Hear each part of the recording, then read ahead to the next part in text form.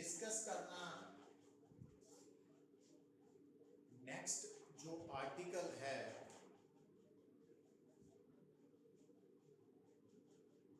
Magnetic field eight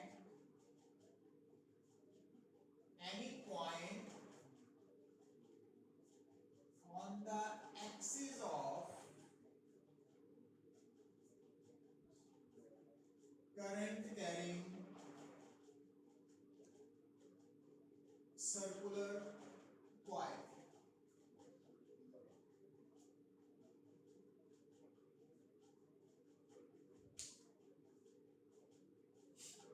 Magnetic field at any point on the axis of current carrying circular coil. Listen बेटा, इस तो पहला जो अपन topic cover किया वो see magnetic field at the centre of current carrying circular coil. हुन axis दे ऊपर है, पर हुन कंफ्यूज ना होइयो, क्योंकि इस तो पहला थानू मैं दसिया कि magnetic field at any point on the axis of current carrying straight conductor is zero. ਉਹ straight conductor ਦੀ axis ਸੀ ਜਿਹੜੀ ਨਾ ਉੱਥੇ magnetic field zero ਹੈ। ਇਹ axis ਕਿੱਥੇ ਹੈ? circular coil ਦੀ axis ਹੈ, तो ਇਹਨੂੰ ਉਹਦੇ ਨਾਲ mix नहीं करना कि zero है। ਇਹ ਫਰਕ ਨੂੰ ਦਿਮਾਗ 'ਚ ਰੱਖਣਾ, ਸਮਝਣਾ है ना। मतलब ਜਦੋਂ ਆਪਾਂ ਕੋਈ ਵੀ ਰਿਜ਼ਲਟ ਯਾਦ ਰੱਖਣਾ, ਬਾਰ-ਬਾਰ मैं गल करदा, तो उस रिजल्ट नूं ये भी याद रखना किस कंडीशन के लिए दसिया गया सी। तो असी की करते हैं, बस याद हो गया ना, इसे खुशी ची हर जगह पे अप्लाई करने लग पैंदे हैं ना, वो प्रॉब्लम खड़ी हो जाती है। तो वो रिजल्ट किस कंडीशन लिए एप्लीकेबल सी, वो याद रखनी भी उन्नी ही इक्वली इंपॉर्टेंट है ना। जो बेटा इस आर्टिकल की गल करन लगे आपां ना, इस आर्टिकल नूं समझना थोड़ा जिहा तुहाडे लई मुश्किल होना। क्यों? क्योंकि ये जिहड़ा डायग्राम है ना, ये 3D डायग्राम है। 3D डायग्राम का मतलब देखो कि अगर मैं आ मानदा सर्कुलर कॉइल, तो अगर ये सर्कुलर कॉइल है तो आ एक्सिस होएगी जो तुहाडी तरफ आ रही है। और अगर मैं बोर्ड के ऊपर पूरा सर्कल ड्रॉ करदा तो एक्सिस तुहाडे वाल नूं आएगी, बाहर नूं बोर्ड तो। ते हुण वो बाहर नूं एक्सिस ड्रॉ तो होनी नहीं बोर्ड ते, फिर उहनूं बोर्ड ते ही इंक्लाइंड लाइन ड्रॉ करते हैं।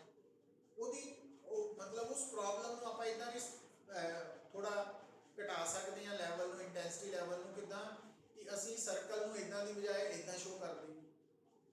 हुण अगर आ सर्कल है बेटा, तो आ इसकी एक्सिस होएगी। और आ जिहड़ा सर्कल है, आ सर्कल है ना, तो साइड तो थानू वो सर्कल इदां नजर आएगा भी।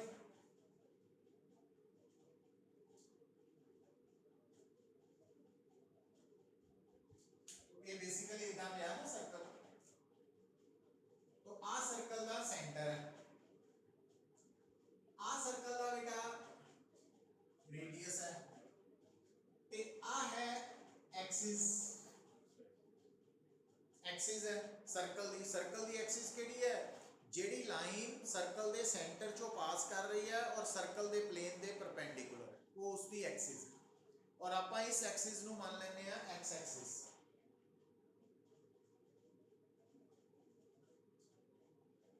हुण ये जेड़ी बेटा तुहाडे सामने करंट कैरिंग कॉइल है, तो इहदा करंट असीं अज्यूम कर लेने आ आई। करंट आई अज्यूम कर लिया बेटा। हुण मैग्नेटिक फील्ड फाइंड आउट करने लई असीं पॉइंट P सिलेक्ट कर लिया। पॉइंट P किथे होना चाहिए? Any point on the axis. हुण ये जिहड़ा पॉइंट है, इहदा डिस्टेंस सेंटर तो x मान लिया, ठीक है। हुण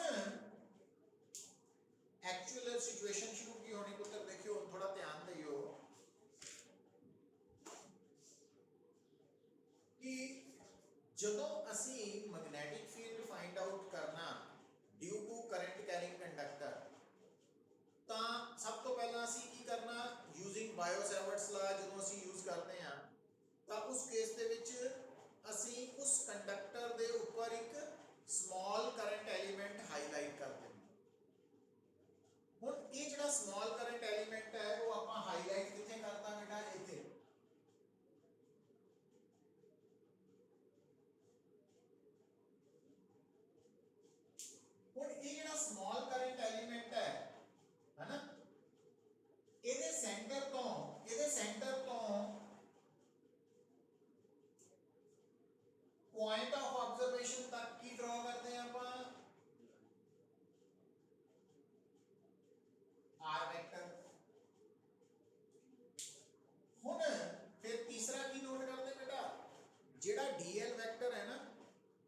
ਤੇ r ਵੈਕਟਰ ਚ ਬਣਨ ਵਾਲਾ ਐਂਗਲ ਨੋਟ ਕਰਦੇ।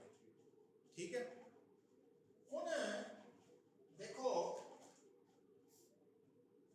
आ बेटा है सर्कल है ना, उदा का डिस्क है पर आ सर्कल है। हुन अगर आ सर्कल इदा इदा पे साइड ते आ सर्कल है, तो अगर ये सर्कल इदा पे तो dl वेक्टर कितना होएगा अलोंग द टेंजेंट, इदा अलोंग द टेंजेंट है ना। आ सर्कल दा साइड व्यू है ना, ਤੁਹਾਡੇ ਤੋਂ साइड ਵੱਲੋਂ देख रहे हैं, तो आ dl वेक्टर है, आ dl वेक्टर है। ਤੇ ਜਦ ਕਿ ਜਿਹੜਾ r वेक्टर ਇਦਾਂ ਵਾ, तो आपस ਚ एंगल कितना बन रहा 90 डिग्री बन रहा। मतलब आ dl वेक्टर है और आ r वेक्टर है ना इधर, तो आ ਜਿਹੜਾ एंगल है ना थीटा वो 90 डिग्री बन रहा। मींस बायो-सेवर्ट्स लॉ ਜਦੋਂ ਆਪਾਂ ਲਿਖਦੇ ਹਾਂ ਨਾ dv = μ naught I dl sin theta over 4 pi r square, ਤਾਂ ਥੀਟਾ ਕਾਦੇ ਚ ਐਂਗਲ ਹੁੰਦਾ dl ਵੈਕਟਰ ਤੇ r ਵੈਕਟਰ ਚ। ਔਰ ਇਸ ਪ੍ਰੋਬਲਮ ਚ ਤੁਹਾਨੂੰ ਦੱਸਿਆ ਕਿ ਜਿਹੜਾ ਸਰਕਲ ਹੈ ਨਾ ਉਹ तो आ ਤੁਹਾਨੂੰ ਸਰਕਲ ਦਾ ਕੀ ਨਜ਼ਰ ਆ ਰਿਹਾ ਫਰੰਟ व्यू ਸਾਹਮਣੇ, ਤੇ ਆ ਹੈ ਸਾਈਡ व्यू है ना इधर। तो dl vector along the tangent है बेटा, तो r वेक्टर ਦੇ ਉਹ परपेंडिकुलर है, ਇਹਨੂੰ याद कर लेना ਤੁਸੀਂ। तो ਜਦੋਂ dl वेक्टर और r वेक्टर ਚ एंगल 90 डिग्री है, तो using bio-Savart's law dv = μ naught I dl sin theta by 4 pi r square। Theta इथे बेटा की है 90 डिग्री, तो dv becomes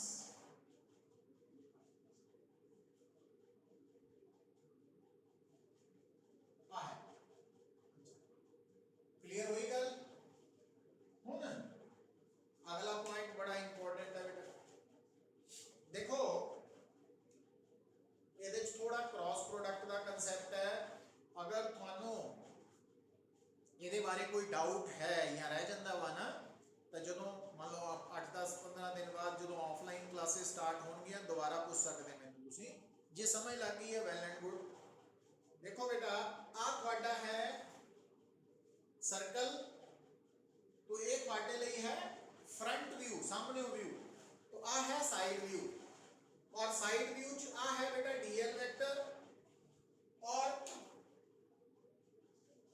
आ dl वेक्टर है और आ r वेक्टर है। हम गल ਨੂੰ समझो, इधर देखो ਛੱਡ ਦਿਓ। ਹੁਣ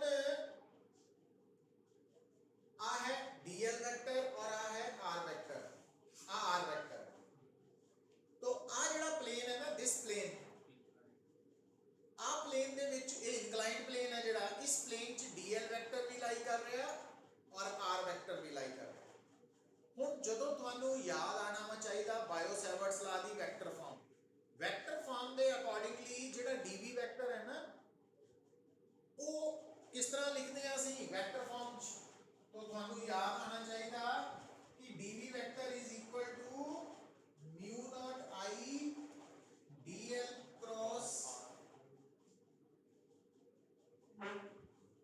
तो ਹੁਣ बेटा आ है दो वेक्टर्स का क्रॉस प्रोडक्ट, तो दो वेक्टर्स के क्रॉस प्रोडक्ट तो वेक्टर आ गया, ਜਿਹੜਾ वेक्टर दो वेक्टर्स के क्रॉस प्रोडक्ट तो आंदा ना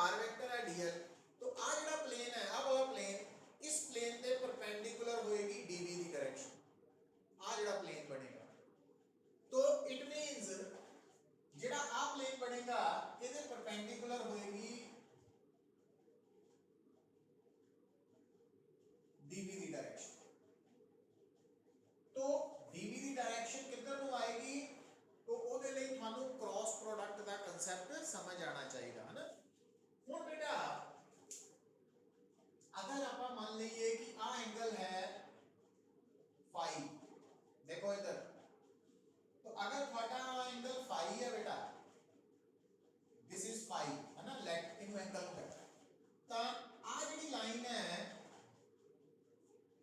आ डॉटेड लाइन एक्सिस दे परपेंडिकुलर है। तो हो बेटा अगर आ लाइन के परपेंडिकुलर डॉटेड लाइन है और इस ग्रीन लाइन के परपेंडिकुलर रेड लाइन है, तो अगर आ एंगल फाई है तो आ एंगल भी फाई होएगा, क्योंकि अगर दो लाइंस ਦੇ ਵਿੱਚ एंगल फाई है ना, ਉਹਨਾਂ ਦੋਨਾਂ ਦੇ परपेंडिकुलर ਜਿਹੜੀਆਂ ਲਾਈਨਸ ਹੈ ਉਹਨਾਂ 'ਚ ਵੀ एंगल सेम ਹੁੰਦਾ ना, ਅਸੀਂ ਪੜ੍ਹਦੇ ਰਹੇ ਹਾਂ। ਹੁਣ आ एंगल अगर फाई है तो इस dv वेक्टर का इस तरफ कंपोनेंट है dv cos फाई और इस तरफ कंपोनेंट है dv sin फाई। ठीक, ਹੁਣ बेटा होया की है, ਅਸੀਂ की देखिया कि ਜਿਹੜੀ ਤੁਹਾਡੀ सर्कुलर कॉइल है ना, ਉਹਦੇ ਉੱਪਰ ਜਿਹੜਾ ਇੱਕ स्मॉल करंट एलिमेंट है, ਉਹਦੇ ਕਰਕੇ एक्सिस ਦੇ ਉੱਪਰ पॉइंट P ਤੇ जो मैग्नेटिक फील्ड पैदा हो रहा, ਉਹਦੇ ਆਪਾਂ दो रेक्टेंगुलर कंपोनेंट्स फाइंड आउट कर ले, एक है dv cos फाई, एक है dv sin फाई। ਹੁਣ ਤੁਹਾਡੀ कॉइल ਕਾਦੀ ਬਣੀ ਹੋਈ ਹੈ बेटा, ਇਦਾਂ ਦੇ ਬਹੁਤ ਸਾਰੇ स्मॉल एलिमेंट्स ਤੋਂ। ਹੁਣ ਜਿਹੜਾ एलिमेंट ਇੱਥੇ ਹੋਏਗਾ, ਜਿਹੜਾ एलिमेंट आया ਉਹਦੇ ਕਰਕੇ ਤਾਂ दो कंपोनेंट्स आ गए, तो ਜਿਹੜਾ एलिमेंट आ होएगा, ये एलिमेंट ਦੀ ਕੀ खासियत है, इस एलिमेंट ਦੇ डायमीट्रिकली ऑपोजिट है, तो इस एलिमेंट करके बाकी सारा कुछ सेम ही रहना। तो मैग्नेटिक फील्ड अगर इधर आएगा तो आ एंगल भी फाई है, तो आ बन जाना dv cos फाई और dv। ਹੁਣ ਤੁਸੀਂ ਨੋਟ ਕੀ ਕਰ ਰਹੇ ਹੋ बेटा, जिन्ने भी करंट एलिमेंट्स है जिन्हां तो मिलके थोड़ी सर्कुलर कॉइल बनी है, हर करंट एलिमेंट करके P पॉइंट पे दो मैग्नेटिक फील्ड पैदा हो रहे हैं, एक अलोंग द एक्सिस कंपोनेंट है, दूसरा परपेंडिकुलर टू द कंपोनेंट। पर तुसी नोट की कर रहे हैं कि जेडे डायमीट्रिकली ऑपोजिट एलिमेंट्स है, उन्हां दे कारण जेडे परपेंडिकुलर कंपोनेंट्स है cos फाई वाले, वो इक्वल बट ऑपोजिट होने करके कैंसल आउट हो रहे हैं।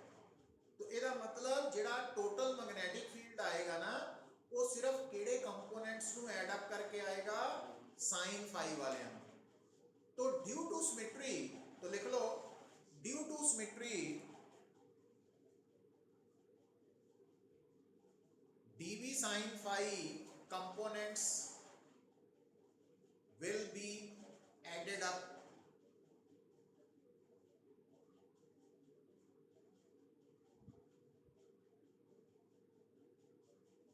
so resultant magnetic field is, क्योंकि dv sin फाई करके ही मैग्नेटिक फील्ड बनेगा, तो सिर्फ उन्होंने इंटीग्रेट करना बेटा, क्योंकि cos फाई वाले ਤਾਂ कैंसल आउट हो रहे हैं। ਹੁਣ ਜਦੋਂ ਤੁਸੀਂ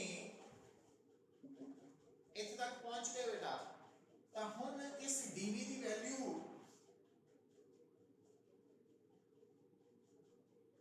सब्स्टिट्यूट करो,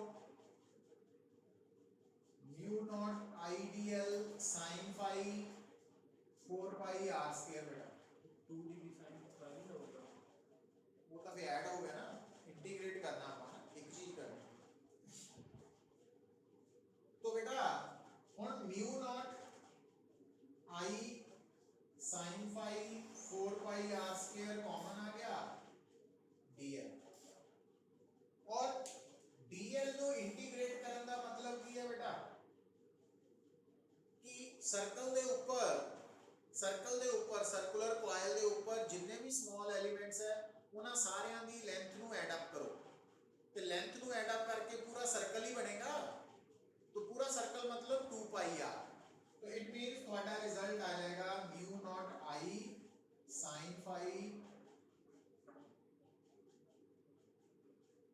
2 pi r over 4 pi r square।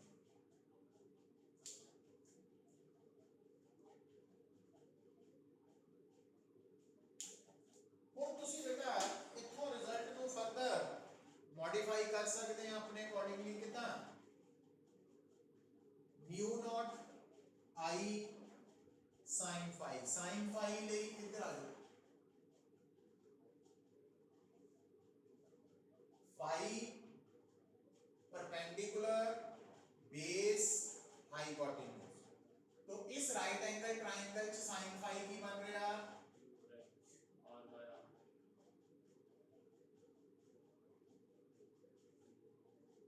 तो इथे पुट कर सकते हैं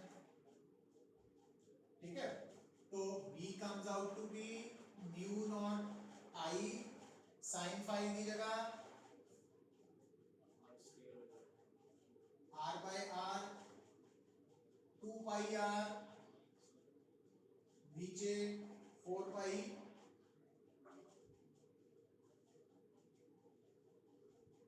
r square है ना। ਹੁਣ बेटा चलो एक स्टेप और बता लेने ਆਪਾਂ r square लिखते हैं। ਹੁਣ ਤੁਹਾਡਾ ਰਿਜ਼ਲਟ b आ गया mu naught I r square over 2 r cube।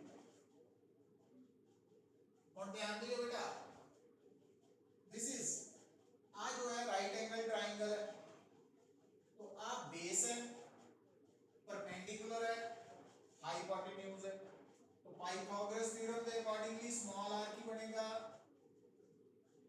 R square तो b is equal to mu naught I r square over 2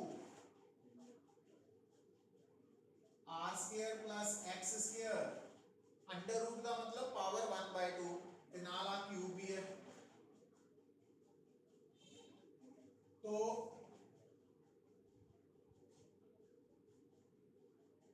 means एक नवा फार्मूला आ गया magnetic field at any point on the axis of current carrying circular coil. और इस magnetic field की direction किधर नु है बेटा अलोंग द एक्सिस। ये नोट कर लेना मैग्नीट्यूड इतना आ गया ते डायरेक्शन है अलोंग द एक्सिस। और अगली गल सुनो एक डेरिवेशन करते वक्त असी की मन्निया कि जेडी थोड़ी सर्कुलर कॉइल है ना ओदी इको ही टर्म है सिंगल टर्म। तो अगर आप कहिए कि if n be the number of turns तो फिर टोटल मैग्नेटिक फील्ड की हो जू n टाइम्स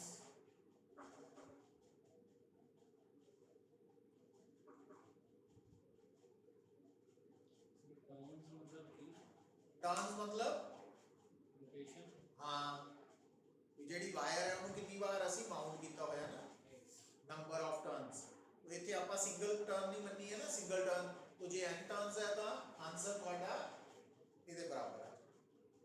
तो ਹੁਣ बेटा ਇਹ ਜਿਹੜਾ ਫਾਰਮੂਲਾ ਹੈ ਇਹ ਬੜੇ ਕੰਮ ਦਾ ਵਾ। तो इस फार्मूला दी डेरिवेशन भी एग्जाम च आ सकती है ਤੁਹਾਨੂੰ बेटा और ये ਜਿਹੜਾ फार्मूला है न्यूमेरिकल पर्पस ਲਈ भी इंपॉर्टेंट है कंपटीशन ਲਈ भी बड़ा इंपॉर्टेंट है कि ये फार्मूला ਦੇ बेस ਤੇ कोई प्रॉब्लम ਤੁਹਾਨੂੰ आईआईटी मेंस ਦੇ ਵਿੱਚ ਜਾਂ ਮੈਡੀਕਲ ਚ ਆ ਸਕਦੀ है। तो magnetic field on the axis of current carrying circular coil